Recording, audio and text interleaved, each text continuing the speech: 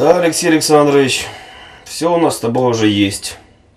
А если чего и нету, то купим. Правильно? Я вот наконец-то, Олег Александрович, вчера в ВКонтакте зарегистрировался. Надо вот только аватарку нормальную выбрать. Так ты это, поставь вот эту свою известную фотографию. Там, где ты голый и со свистком в жопе. На прошлое 8 марта? Здорово было. Да не надо. Давай, может, вот нормальная тёлочка. Ты че, это ж Стас Пьеха.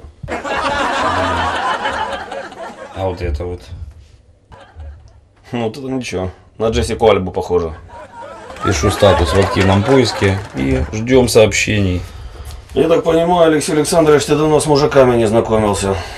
Видишь, вообще ни разу. Первое общение. Очень красивое фото. Где делали? Не знаю, приколистам напиши.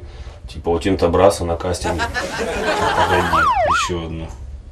Красивое фото. Оригинально, да?